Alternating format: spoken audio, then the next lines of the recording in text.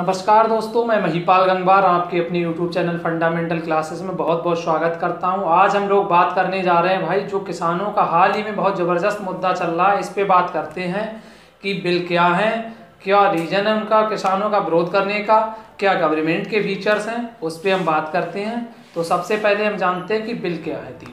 तीनों बिल क्या है, तीनों बिल पे बात करते हैं। लिखा है मैंने सामने, आप लोग देखें एक जगह। Number first, farmers produce trade and commerce bracket में लिखा मैंने प्रमोशंस एंड फैसिलिटेशंस एक्ट 2020, यानी 2020 में हमारा एक्ट लाया गया। एक्ट का मतलब हिंदी में देखेंगे तो कृषक, फार्मर्स कृषक, प्रोड्यूस मतलब उत्पाद, ट्रेड मतलब व्यापार होता, एंड मतलब एवं या और, कॉमर्स का मतलब वाणिज्य, और जो यहाँ ब्रैकेट में लिखा है प्रमोशंस यानी संवर्धन, किसी चीज का बढ़ना, बढ़ावा देना किसी चीज को, एंड और फैसिलिटेशन का मतलब सिंपल सरलीकरण करना किसी चीज को, जो संवर्धन अर्थात बढ़ावा देना और सरलीकरण करना।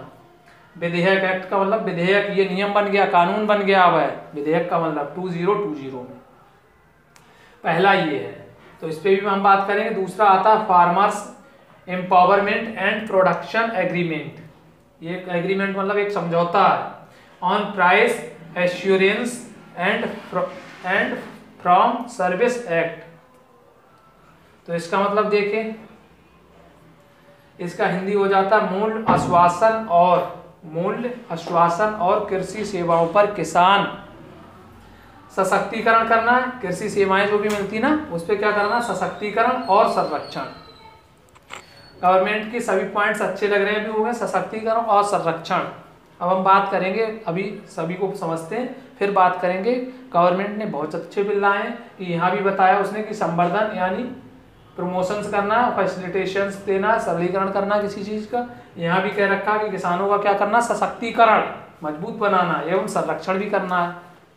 समझ रहे हैं, सभी पॉइंट अच्छे लग रहे हैं अभी। एसेंशियल कमोडिटीज अमेंडमेंट 1955 था ये, और अब क्या कर दिया 2025। इस पे भी बात करते हैं। ये ऑलरेडी बना हुआ था 1955 में एक्ट, बट इसमें क्या किया, अमेंडमेंट मतलब सुधार किया गया, इसमें कुछ सुधार किए गए। तो वो क्या सुधार, इसका हिंदी जाने तो आवश्यक वस्तु अधिनियम, दो बार लिख दिया मैंने अधिनियम।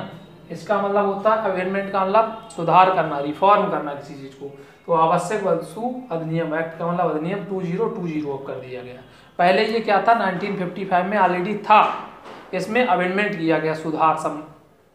ये अमेंडमेंट वर्ड आपने वो लोग पॉलिटी में यूज करते हैं हम लोग की, कॉन्स्टिट्यूशन में हमारा क्या अमेंडमेंट किया गया, क्या सुधार किया गया। तो इन सभी बातों हम इन सभी बिंदुओं में बात करते हैं। ये मैं बता चुका हूँ, ये 1955 में था, इसमें सिर्फ सुधार किया गया, और ये दो रूल हैं ये नए लाए गए हैं किसानों के लिए कि किस तरह से मैं क्या वर्क कराना है किसानों से। तो देखें, सबसे पहला पॉइंट अब मैं लेता हूं कि क्या है इसका मीनिंग, गवर्नमेंट ने किस बेस पे किया, किसानों को क्यों बुरा लग रहा है, राइट। ये हम पहले पॉइंट पे सिर्फ चर्चा करेंगे अभी, फिर दूसरे पे आएंगे, फिर तीसरे पे आएंगे। पॉइंट टू वाइज हम लोग स्टडी करते हैं। तो इसका मतलब है कि फुल फॉर्म आप देख चुके हैं। इसका मतलब देखें, प्रमोशंस एंड फैसिलिटाइजेशन। प्रमोशन किस किस तरह से करना हमें, किसान जो अपना प्रोडक्शन करते हैं ना, मैंने पहले ही बताया था यार, एमएसपी में हमारा वीडियो आप देख लेंगे एमएसपी वाला ना, तो उसमें क्या होता था, किसानों को पहले क्या होता था, state to state, other state में यदि आप बेचने जाते तो आपका टैक्सेशन वगैरह बढ़ जाता था। अब क्या ऑनलाइन भी नहीं बेच सकते थे आप ज़्यादा दूरी के लिए, क्या होता था, अब यहाँ पे सशक्त कर दिया गया किसान को, प्रमोशन किया गया, संवर्धन एवं सरलीकरण। तो संवर्धन क्या किया गया है कि आप अपना मोबाइल ऐप पे भी, आज के समय में देख रहे हैं ई सेवाएं, जो ई सेवाओं का मतलब जानते हैं इलेक्ट्रिक सेवाएं, इनका भरपूर सभी लोग फायदा उठा रहे हैं। तो ई सेवाओं को देखते हुए गवर्नमेंट ने कहा है किसानों के लिए कि आप अपना माल, अपना जो भी खाद्यान्न उत्पादन किया कहीं भी बेचें और सिंपल तरह से, सरलीकरण का मतलब आसानी से, ई आपका सेवा बना दिया है, उस पर आप अपना फसल का नाम देखिए, अपना पिक भेजिए फसल का, फोन नंबर दिए हुए हैं, जिसे आपका पसंद आएगा, जो ग्राहक कस्टमर्स होते हैं ना, व्यापारी, वो सभी देख रहे होंगे कि अच्छा ये फसल कितना है, आपसे पूछेगा कितना फसल है टोटल, ये सब चीज़ आपका तय हो जाएगा। ऑनलाइन ही तय हो रहा है, सिर्फ फोटो से फसल के कितना है, आपका रेट फिक्स हो गया, उसे अच्छा लगता है वो आएगा आपका ले जाएगा, ठीक। ई सेवा के द्वारा यानी ये क्या हो गया, संवर्धन भी हो गया। संवर्धन का मतलब समझ रहे हैं कि आप पहले कहाँ बरेली मंडी तक ही सीमित थे, अब कहाँ तक आपका जा रहा। हो सकता है केरला का व्यापारी आपकी सौदा खरीद रहा हो, वहाँ भी जरूरत है, जो चीज़ वहाँ उत्पन्न नहीं हो रही वो यहाँ से ले जा रहा। तो इस तरह से क्या हो रहा है, संवर्धन है। आपकी फसल यहाँ से कहाँ बिक रही, केरला, आपकी फसल यहाँ से कहाँ बिक रही, आप अगर जम्मू कश्मीर जा रही। और किस तरह से, सरलीकरण, वेरी सिंपल, क्या ई सेवाओं के द्वारा किसानों को ई सेवाओं से जोड़ने का भी कार्य किया। सिंपल तरह से अपनी फसल को अपने तरह से आप व्यापार, ये जो शब्द यूज किए हैं ट्रेड एवं कॉमर्स, ये ट्रेड ही तो एक प्रकार का। आपने अपना फसल उत्पादन किया और आप बाहर हिमाचल नहीं ले जा पाते थे, क्या होता था, किसान अदर स्टेट में नहीं ले जा पाते थे नॉर्मल किसान। लेकिन अब किसान क्या है, आप कहीं भी बात हो गया आपका फला जगह, आपने हिमाचल बात हो गया हमारा कि हमें हिमाचल बेचना, केरल बात हो गया हमारा, यहाँ हमारा 2000 बिक रहा है, वहाँ हो सकता हमारा 3000 बिक रहा है, हमारा ट्रांसपोर्टेशन चार्ज 500 रुपये आ रहा है, तब भी हमें 500 का प्रॉफिट हो रहा है। तो इस प्रॉफिट को गेन करने के लिए किसान इतना तो करेगा ही। और क्यों करेगा, क्योंकि सिंप्लीकेशन, क्या ई सेवाओं के द्वारा आपने सरलीकरण, आसानी से, पहले ज़्यादा कष्ट था, आसानी से आप कहाँ बेच रहे हैं, अदर स्टेट में बेच रहे हैं, पैसा भी अच्छा मिल रहा है। अब क्या हो गया, इन्हीं सभी सेवाओं को देखते हुए ये अमेंडमेंट लाया गया कि किसान, ट्रेड का मतलब जानते हैं ना, ट्रेड का मतलब हो गया आप आराम से अपना व्यापार भी कर रहे हैं, जो उत्पादन किया आप दूसरे को, बीच में जो बिचौलिया होते थे, बिचौलियों को समाप्त करने के लिए ये सेवा लाई गई है कि यहाँ पे आप अपना फसल को उत्पादन किया, स्वयं अपनी फसल को कहीं भी बेचे, पूरे देश में कहीं भी बेचे, ये है इसका मतलब। और सरलीकरण जो शब्द लगा है इसका मतलब बता दिया, ई सेवाओं के द्वारा आप ई सेवा से भी बेच सकते हैं। तो ई सेवा का मतलब वेरी सिंपल, आपको ऐप बना दिया गया, आप कहीं भी डालें, आपका मंडी का भी रेट आ जाए, कितना फसल पिक दिया, और इस तरह से आपको सेवाओं का लाभ मिल सकता है, पूरा सेवाओं का। तो यही किसान का था कि किसानों को क्या होता था, बीच में जो बिचौलिया लोग आते थे, किसान ने उत्पादन किया, बिचौलियों ने ले लिया, वो आपका अदर स्टेट में बेच रहे हैं या कहीं भी बेच रहे हैं महंगा करके, तो बिचौलिया किसान से ज़्यादा कमा लेते थे। अब क्या है, किसान डायरेक्ट अपनी फसल का मालिक है, वो अपनी फसल किसी भी स्टेट में बेच सकता है। इस अमेंडमेंट लाने का यही टारगेट था। मैंने अभी किसका पक्ष रखा, ओनली गवर्नमेंट का। अब इसमें क्या भ्रष्टाचार व्याप्त है या किस तरह से यहाँ पे क्या सेवाएं होंगी वो मैं बाद में बताऊंगा। पहले हम लोग दूसरे पॉइंट पे बात करेंगे, सिर्फ गवर्नमेंट के पक्ष में। फिर दूसरा हमारा पॉइंट्स आता है farmers empowerment and production agreement on price and assurance and the farm service act in 2020, right. मतलब मूल आश्वासन एवं कृषि सेवाओं पर किसान सशक्तिकरण और संरक्षण समझौता। सशक्तिकरण का मतलब किसानों को मजबूत किया गया, संरक्षण का मतलब उनका संरक्षण भी किया जाएगा, यानी उनके ऊपर कोई बर्डन नहीं रखा जाएगा। तो इसमें क्या है भाई, इसमें आपका समझौता का मतलब समझ आता है, क्या होगा इसमें। अभी तक ये पहले भी आया था, 2011 की बात करें, 2011 में जब हमारा आयोग मतलब कांग्रेस का गवर्नमेंट था, मनमोहन जी प्रधानमंत्री थे, तब भी वो इस नियम को लाने का प्रयासरत किया, उन्होंने रखा गया था संसद में। लेकिन क्या हुआ था, उस समय इस पर ज़्यादा चर्चा नहीं की गई थी, इसलिए उस समय ये नियम यहाँ पे नहीं ला पाए थे पब्लिक के सामने। इसमें क्या होता है, इसमें होता है हमारे कुछ किसान क्या हैं, अभी तक कोई फसल, आप गेहूं धान में ही घिरे हुए हैं, जैसे गेहूं धान का ही उत्पादन कर रहे हैं, नहीं पैसा उनके पास कि आप बढ़िया ब्रांडेड फसल लगाएं। तो इसमें क्या है, इसमें आपका समझौता का मतलब समझ रहे हैं, आप किसी भी प्राइवेट कंपनी से समझौता कर सकते हैं और उनके अनुसार आप अपना खेत में फसल लगा सकते हैं। आपके पास पैसा नहीं है, बीज नहीं है अच्छा, तो वो क्या होगी, कंपनी से आपका समझौता हुआ, वो आपको बीज बढ़िया ब्रांडेड बीज, जीएम बीज जैसे कहते हैं, जेनेटिक मतलब जीएम का मतलब समझते हैं, जीन मॉडिफाइड, कम पैसे में, जीएम का मतलब ही पहले समझ लेते हैं हम लोग, जीन मॉडिफाई करके आपके जो भी क्रॉप्स रेडी की जाती, कम पानी में, कम लागत में, कम खाद में, कम समय में, ये सभी चीज़, दर अच्छा होगा, समझ रहे हैं। तो ये सभी कहलाती हैं जीएम, जीन मॉडिफाई किया जाता फसल का है। इसीलिए हम कहते हैं किसानों से क्या कहा जाता है कि आप न्यू बीज लगाएं, न्यू बीज, चाहे आप गेहूँ बोए तो हमेशा न्यू बीज बोएं। तो क्या होता है, उससे दर भी अच्छा होगा, आपका पानी भी कम लगाना है, समय भी कम लेगा, आपका बीमारियां कम लगेंगी। क्यों होता है, क्योंकि वो नया बीज बन के आया तो उसमें बीमारियां कम लगेगी। जैसे हम लोग जनरली देखते हैं ना, जो नया बच्चा होता है बीमारियां कम आती, मतलब यंग वाले को, बुजुर्ग व्यक्ति हो जाता है तो बीमारियां आसानी से घेर लेती हैं। वही होता है हमारी फसलों के साथ, आप पुराना बीज बार बार बोएंगे ना तो बीमारियां जल्दी लगती हैं, और जो नया बीज हर साल ला के बोएंगे तो वो मॉडिफाइड बीज होता है, वो आपका बीमारियों से मोस्टली बीमारियां नहीं लगेंगी। अब रेयर केसेस में लग जाए तो वो अलग प्रॉब्लम्स है। तो फिलहाल यहाँ पे बात करते हैं। तो जो ये इसका मतलब यही समझौता है। समझौता में क्या है, आप किसी भी कंपनी से, जैसे आपने बहुत कंपनियों के नाम सुने, जैसे पार्ले जी का नाम सुना, क्या बनाता, बिस्किट बनाता, उससे गेहूं का ज़रूरत होता है, गेहूं का भी यूज करता, गेहूं का लेगा आपसे, फिर वो अपना जिस रूप में उसका यूज करे। तो गेहूं का उसने ठेका कर लिया भाई। पार्ले जी का भी मैं नाम ले रहा हूँ। सबसे पहले क्या आएगा, किसानों से उसे गेहूं लेना है। कितना लेना है, हो सकता है उसे 100 कुंटल, 200 कुंटल, 1000 कुंटल, 5000 कुंटल। इतना बड़ा कंपनी है तो बड़ा ही टारगेट लेके चलेगा। मान लिया उसने कह दिया हमें 5000 मीट्रिक टन लेना है, इतना गेहूं हमें एक साल में लेना है। तो क्या होगा, ये एक किसान दे नहीं पाएगा, एक किसान नहीं दे पाएगा। तो ये क्या करेगा, एक गांव, 2 गांव, 4 गांव, 10 गांव, 20 गांव, तहसील, इस तरह से देख लीजिए एक तहसील पूरा। उसमें तहसील के जितने भी गांव आ गए, उसने कहा अच्छा इतने एरिया में हमारा इतना लगभग मिल जाएगा एक तहसील में। तो उसने कह दिया हमें साहब इतना गेहूँ चाहिए।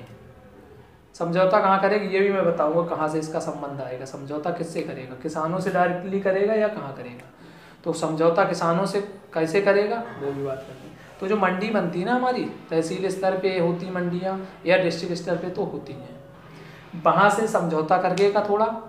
और वो समझौता इन्हीं के द्वारा, जो मंडी का अधिकारी होता है, मंडी में भी अधिकारी IAS होता है, IAS होते हैं भाई यहाँ भी मंडी में अधिकारी। मंडी का जो सब सीनियर अधिकारी होता है वो IAS होता है। इसके साथ समझौता करेंगे, साहब हमें इतना चाहिए। तो ये क्या करेगा, अपनी एरिया के किसानों से बात करेंगे। यदि किसान सहमत होते हैं कि क्या सर हम ठीक है, तो ये क्या करेगा, लगभग ज़्यादा इसमें ओपनली नहीं किया गया कि समझौता करने पे ये कितना पेमेंट देगा। ये इसमें ओपन नहीं किया गया कि जैसे समझौता कर लिया कि 5000 मीट्रिक टन में चाहिए, तो इसमें ये ओपन नहीं किया गया कि 5000 मीट्रिक टन किस रेट में। अभी तो आपने हो सकता है जैसे मैंने गेहूँ का बताया था अभी, MSP क्या है 1985, किसानों से इसने समझौता कर लिया कि हम 2500 में गेहूँ लेंगे। ये समझौता उसने कर लिया क्योंकि 1985 है, तो इससे कम पे तो किसान समझौता करेगा नहीं भाई। क्या समझौता करेगा, किसान कहेगा हमें ज़्यादा मिलना चाहिए। मान लिया मैंने माना कि 2500 पे इसने समझौता कर लिया किसानों की, हम आपका चाहे गेहूँ उत्पादन कैसा भी हो, हम आपका प्रति कुंटल गेहूँ 2500 रुपये प्रति कुंटल लेंगे। ये समझौता हो गया, किसान खुश हो जाएगा कि बढ़िया है। इससे कम पे नहीं करेगा किसान, ये तो श्योर है। कम पे क्यों नहीं करेगा, क्योंकि इतने इससे कम पे करने का फायदा क्या है, इससे ज़्यादा हमारा वैसे ही बिक जाएगा, नॉर्मली इतने में बिक ही जाएगा ना। तो किसान इससे कम पे समझौता करेगा नहीं, इस पे या इससे ज़्यादा पे कर लिया, मान लिया समझौता कर लिया। तो इसमें ये ओपन नहीं किया अभी कि आपका जो ये मैंने बताया था गेहूँ प्रोवाइड कराएगा, बीज प्रोवाइड कराएगा ना, इसने कह दिया कि 5000 इतने एरिया में हो जाए, इतने एरिया में हमारा बीज लग गया, मान लिया 10 MT लग गया, मान लिया बीज कम लगता है ना, तो 5000 MT के लिए 10 MT हमारा मान लिया गेहूँ लग गया। तो इसने कंपनी ने, जो पार्ले कंपनी था, उसने प्रोवाइड करा दिया किसानों के लिए 10 MT गेहूँ, प्लस जो भी खाद लग रहा वो प्रोवाइड करा दिया। अब किसी किसान के पास कुछ पैसा नहीं, थोड़ा बहुत हो सकता है पैसे का भी बजट बना के चलेगा, क्योंकि कभी भी फसल खराब नहीं होनी चाहिए, ये कह के पैसा दे दिया। अब इसका मान लिया इतना तो कई बहुत रुपए का बनेगा, इसने मान लिया 100 MT का पैसा इसने दे चुका है, किसानों के ऊपर खर्च कर दिया। मान लिया 5000 चाहिए था और मात्र पैसा खर्च किया 100 मीट्रिक टन का ही पैसा इसने किसानों पर अभी तक खर्च किया। फसल रेडी हो गया, 100 MT का पैसा खर्च करके फसल रेडी हो गया। अब फसल तैयार होने के बाद क्या है, अब गेहूं आ गया, मान लिया गेहूं इस बार सस्ता हो गया, नहीं बिक रहा, गेहूं आ गया आपका 1500 रुपये।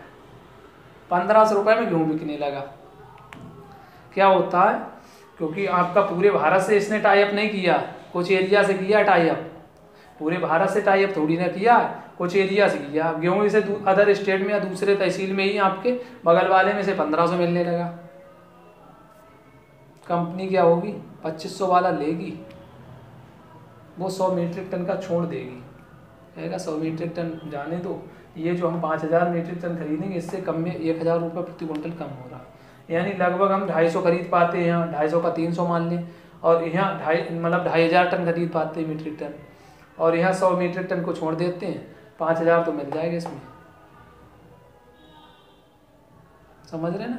तो ये निगेटिविटी यहाँ पे बन रहा था, तो इसी बात को किसान विरोध कर रहे हैं इस पॉइंट पे। लेकिन इसका पॉजिटिव पॉइंट क्या था वैसे अगर बात करें ओनली गवर्नमेंट के पर्पस में, तो क्या है एमएसपी से हमेशा ज़्यादा किसान को मूल्य मिल जाएगा और उसमें आपका लगभग 10% पैसा या 20% पैसा आपको पहले मिल चुका होगा, क्योंकि 100 MT का मतलब हो गया कि आपका जैसे हमने 500 एकड़ या 100 एकड़ जितना भी गेहूँ लगाया, तो उसमें क्या होगा, गेहूँ का जो बोया गया उसके बाद आपका खाद का पैसा, थोड़ा पैसा आपको कहाँ से कंपनी से मिल चुका होगा। उसके बाद आपका फसल रेडी होने के बाद भी आपका तय है। गवर्नमेंट का पक्ष यही है कि फसल बोने से बाद पहले ही आपका समझौता हो चुका था कि इतनी फसल है हमारे पास, इतना उत्पादन होगा और वो उत्पादन हम इसको दे देंगे इतने रेट में। आपको पक्का है ना, श्योर है आप, तो समझौता हो चुका है, आप तो आराम से सो रहे कि हमारा इतना फसल उत्पन्न हो जाएगा, हम इतने में बिक जाएगा, हमें कोई टेंशन नहीं। ये समझ गवर्नमेंट का टारगेट था, राइट। ठीक है, आगे बढ़ते हैं हम लोग। आता नेक्स्ट टॉपिक आता एसेंशियल कम्युनिटीज अमेंडमेंट एक्ट, अर्थात इसे हिंदी में कहते हैं आवश्यक वस्तु अधिनियम। इसका मतलब क्या था, ये 1955 में था, 1955 में ही था, लेकिन अब गवर्नमेंट ने 1920 में इसमें थोड़ा करेक्शन किया। इसमें क्या करेक्शन किया कि 1955 में था कि कोई भी व्यापारी हो या किसान हो, किसान तो नहीं कर पाता स्टोर, किसान तो मुख्यतः व्यापारी को ही लिया गया था कि व्यापारी, कोई भी व्यापारी किसी भी चीज़ का स्टोर नहीं करेगा। अरे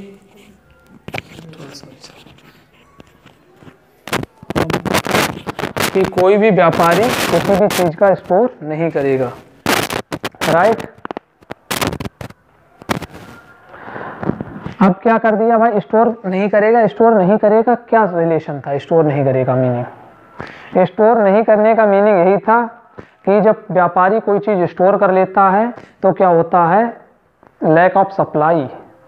इन्फ्लेशन मैंने बना चुका हूँ, इन्फ्लेशन पे बताया था, लैक ऑफ सप्लाई, सप्लाई कम होने की वजह से आपका इन्फ्लेशन बढ़ जाएगा, महंगाई आ जाएगी, महंगी हो जाएगी वस्तु, समझ रहे हैं, महंगी हो जाएगी वस्तु। क्यों? क्योंकि लैक ऑफ सप्लाई, यानी सप्लाई कम होने की वजह से मार्केट में वस्तु है नहीं। क्यों नहीं है? क्योंकि वो हमारे व्यापारी लोग उसे स्टोर करे बैठे हैं, इसी वजह से महंगाई आती है। एक रीजन भी बताया था मैंने। तो जब आपका ये जो आपका गवर्नमेंट ने तीसरा पॉइंट लिया है ना, इसमें ये यही कंडीशन थी पहले 1955 में कि स्टोर नहीं कर सकते। अब गवर्नमेंट ने कह दिया है कि 1955 के द्वारा नहीं मानेंगे, अब 1920 के अनुसार आप स्टोर कर सकते हैं। आपने जब खरीदा है कोई वस्तु, यहाँ ने जैसे इसने पार्ले ने खरीदा था, आपके पार्ले कंपनी ने खरीदा था मान लिया 5000 मीट्रिक टन गेहूँ, तो ये अपना गेहूँ अपना स्टोर कर रखा है और अदर गेहूँ भी खरीद के ये बना रहा है और इतना स्टोर कर लिया। अब इसने स्टोर कर लिया, इस तरह से 10-20 कंपनियाँ और आ गई, ज़्यादा लोगों ने स्टोर कर लिया, तो क्या होगा, आम पब्लिक जो होगी ना, गेहूँ की कमी पड़ जाएगी और गेहूँ क्या हो जाएगा, महंगा हो जाएगा, 5000 रुपये प्रति क्विंटल बिकने लगा। अब ये कंपनियां उसका तो यूज जो अपना मटेरियल बना रही थी वो तो ले चुकी थी मार्केट से एक्सेस में, और इतना जो मीट्रिक टन इनके पास स्टोर था इसे इन्होंने खरीदा 2500 में था, अब बेचेंगे कितने में, 5000 में बेचेंगे। तो इससे क्या होगी, आम पब्लिक को प्रॉब्लम्स होगी। यदि किसान ने सारा गेहूँ कहीं बेच लिया और फिर उसे लेना पड़ा तो 1 कुंटल में जितना बेचा था सभी का पैसा ले लेंगी, समझ रहे हैं। तो इस रीजन से भी प्रॉब्लम्स है। अभी मैंने गवर्नमेंट का पक्ष बता दिया कि गवर्नमेंट ने इसमें क्या किया कि स्टोर करने की छूट दे दी। बस इसमें क्या कंडीशन होना चाहिए, जब आपात समस्या है, आपातकालीन यदि कोई प्रॉब्लम्स आता है तब आप स्टोर नहीं कर सकते, तब हमारे गवर्नमेंट्स के जो भी ऑफिसर्स हैं वो आपके यहाँ स्टोर में चेक कर सकते हैं आपातकालीन कंडीशंस में। या कोई हमारा किस तरह से कोई समस्या आ जाती है, ग्लोबल रीजन्स हो जाता है, जैसे कोरोना क्राइसिस है ना, ये भी हमारा तरह से कोई इस तरह की कोई समस्या आती है, तब आप स्टोर नहीं कर सकते। तब भी हमारा क्या होता है, कोई भी गवर्नमेंट अफसर जाके आपके स्टोर को चेक कर सकता है 2 कंडीशंस में, कि आपका जाके स्टोर में भरा तो नहीं, ऐसा तो नहीं आप स्टोर करे बैठे हैं। जैसे अभी देखना चाहें तो थोड़ा सीन देख सकते हैं आप, आलू का रेट देख रहे थे कितना हाई हो गया था, क्यों हो गया था, क्योंकि स्टोर का छूट दे रखा था और कुछ व्यापारियों ने क्या कर रखा था, स्टोर कर रखा था, नहीं बेचेंगे वो। क्यों नहीं बेचेंगे, क्योंकि उन्हें प्राइस राइज करना है, इन्फ्लेशन को बढ़ाना है। जब महंगा होगा, व्यक्ति ने तब भी खाया था, महंगा हुआ था, तो अब क्या है, स्टोर की वजह से स्टोर करने को ये छूट दे रखी है गवर्नमेंट ने। तो इन सभी के अभी तो ये गवर्नमेंट का पक्ष था, इसमें छूट करने की कंडीशन दे रखी। इसमें क्या था किसान को डायरेक्टली किसी भी कंपनी से समझौता कर ले, उसमें आपका क्या होगा, कंपनी जब अच्छा उत्पादन कराएगी, अच्छी अच्छी खाद देगी, अच्छा अच्छा बीज देगी, जिससे किसानों का क्या होगा, उत्पादन अच्छा करेंगे। ये पॉजिटिव पॉइंट दिखाया गवर्नमेंट ने। और उनका टाई अप अपना फसल उगने से मतलब बेचने तक टाई अप हो जाएगा, तो किसान को थोड़ा फ्री माइंड रह सकता। ये किसान ने अपना पक्ष दिया था। यहाँ किसान का मतलब गवर्नमेंट ने पक्ष दिया था कि आपका जो मटेरियल आपका क्या है, बेचना है, कहाँ बेचना, किस तरह से बेचना, ई सुविधा से आप बेच सकते हैं आसानी से हैं, और आप अदर स्टेट में भी ले जाके बेच सकते हैं। ले जाके नहीं, आपका टाई अप तो पहले ही हो चुका था फ़ोन से कि ये पिक है हमारा इतना रेट में, आपका वो सारा कंसल्ट हो चुका था, बात जो भी होना था। तो वहाँ आप अदर स्टेट में भी आसानी से बेच सकते हैं, किसी ओवरऑल इंडिया में।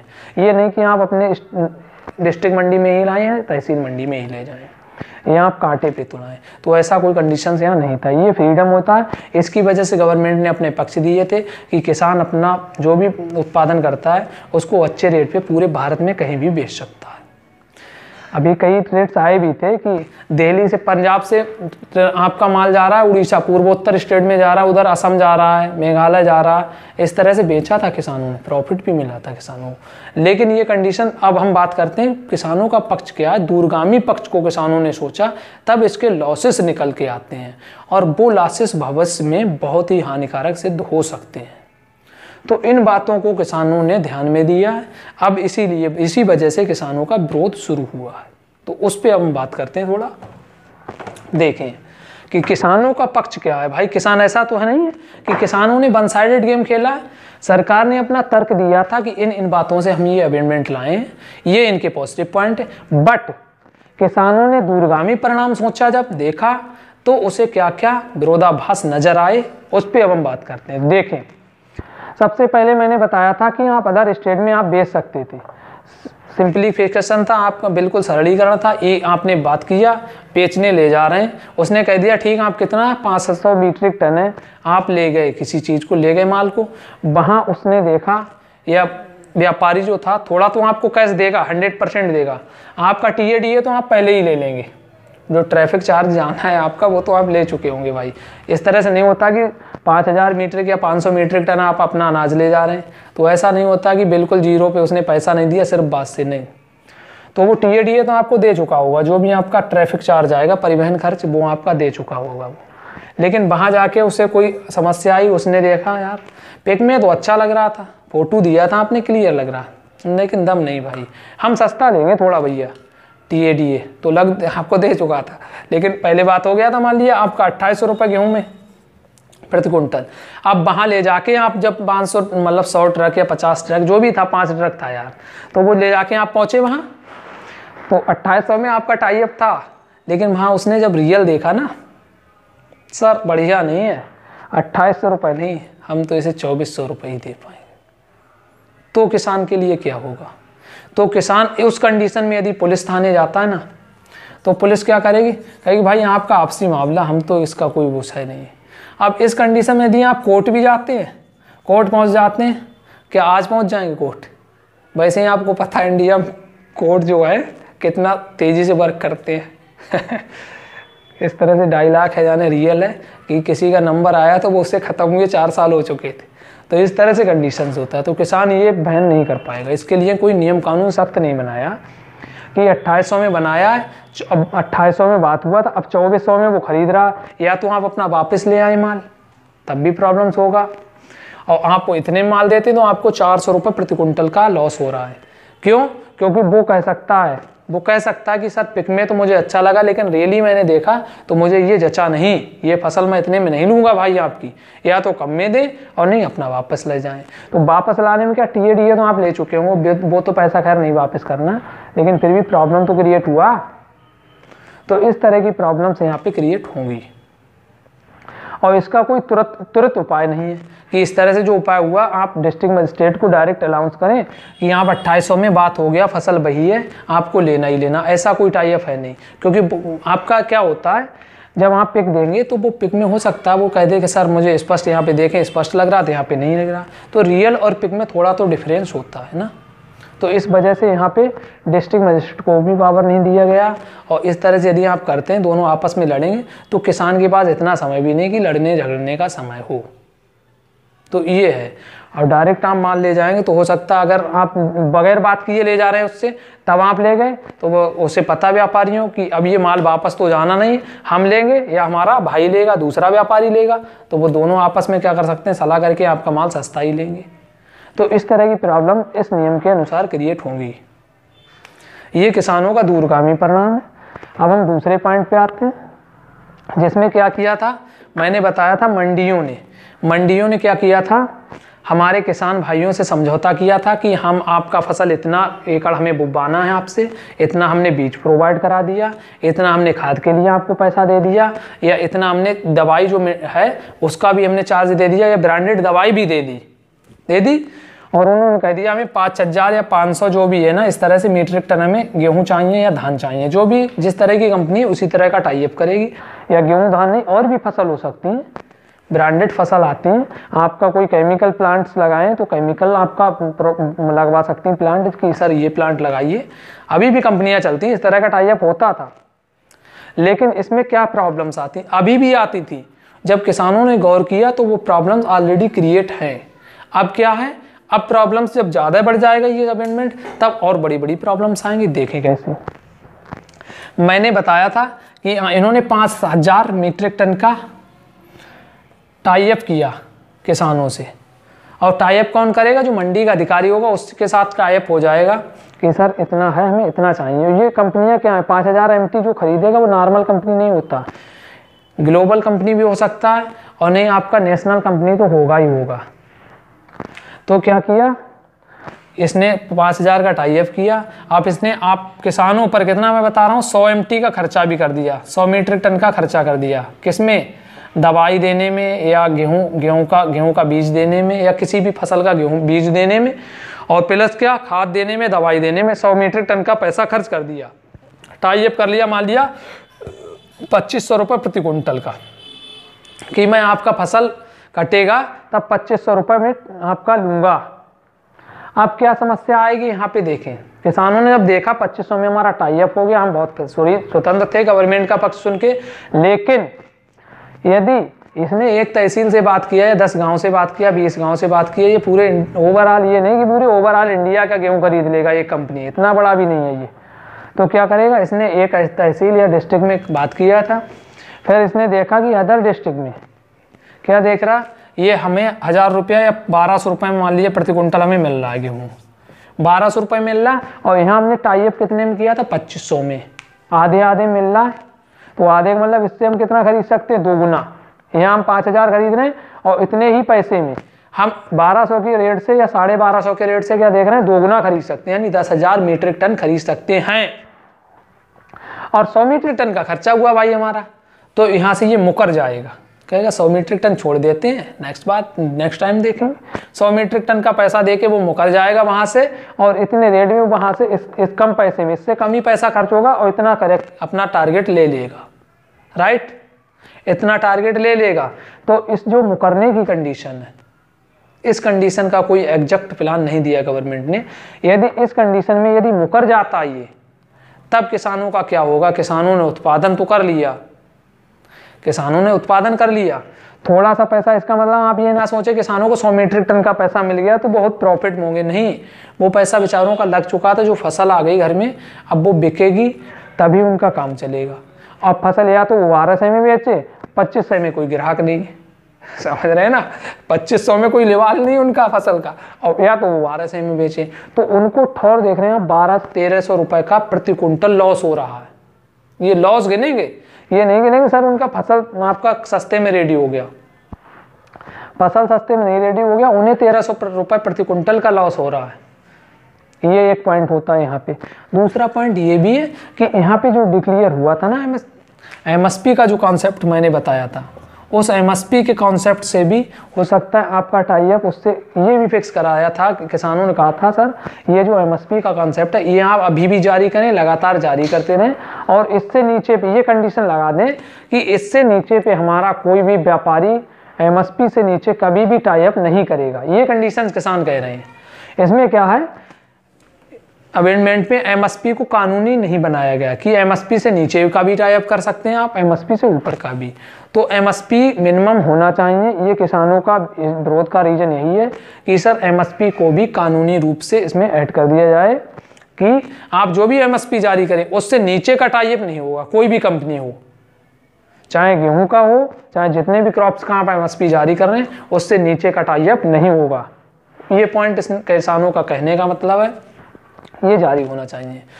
यदि ये जारी नहीं, आपने एमएसपी किया, अब इस तरह से हमारा टाई अप कंपनियों से कुछ साल तक चला, 1 ईयर 2 ईयर्स 3 ईयर्स, हमारा अच्छा फसल बिक भी गया, तो हम क्या देखते हैं, जो अभी मैंने बताया था कि एमएसपी में क्या है 6% तक ही पहुंचता है हमारा किसानों का जितना भी उत्पादन होता है खाद्यान्न का, वो 6% ही मंडियों तक पहुंचता है एमएसपी के रेट पर, राइट।